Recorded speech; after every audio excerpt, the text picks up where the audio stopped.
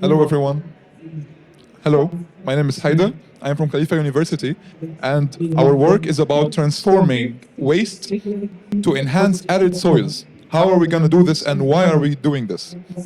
So first of all, 90% of the imports of the food in the UAE is imported, and the UAE has the aim to reduce that to 50% by 2051 as part of its food security plan for 2051. Now, currently around 38% of the food is wasted, and the UAE is also simultaneously working on reducing this amount of food wasted. However, there is a fraction of food that cannot be helped by this. For example, the peels of the fruits that we eat, we cannot stop wasting this. It has to go to waste. But we can reduce, for example, the amount of food that goes to waste in restaurants by more sustainable practices. So what happens to all of this waste that is wasted? Most of it goes to landfills. And in landfills, this waste contributes to more carbon emissions, like CO2, or worse, CH4 and others, that can be produced in anaerobic conditions. Because you stack them on top of each other, and then that produces more carbon emissions. So other things that I want to talk about are the challenges facing local agriculture.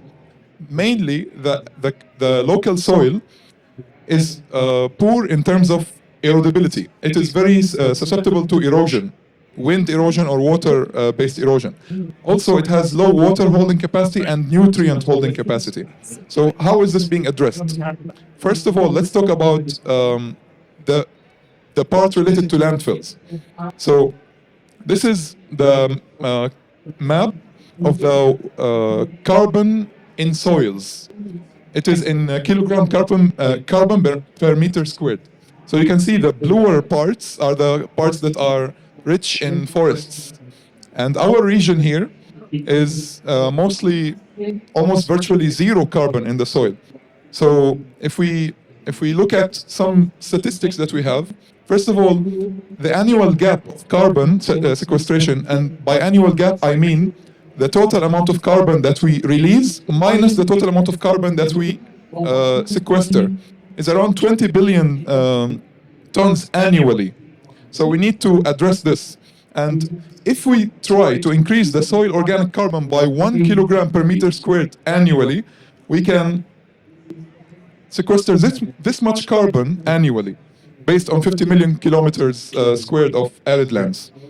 So we can close the gap and start even sequestering more just by increasing it by 1 kilogram per meter squared annually. And in terms of totals, if we want to go back to the levels before the Industrial Revolution, for example, we need a total of 2,300 billion tons of carbon to be sequestered back. If we saturate these soils, if we make this area here blue, we can sequester 2,500 billion tons of carbon. So I know these are rough estimates, and they might be very optimistic, but this gives us an idea of what we can do if we try to incorporate these wastes back into the soil in some form that is a stable form, and it can help a lot with carbon sequestration. Besides the fact that it is being repurposed and removed from the landfills for this purpose. So all the CO2 and the CH4 that was released in the landfills will not be there anymore. Now, an example of waste, for example, pineapple, we can process it by removing the lignin, which is the glue that is present in the fibers, and then we can reach at a more refined product, which is very small, and it has a very high surface area, which enables it to have better mechanical properties and water holding properties.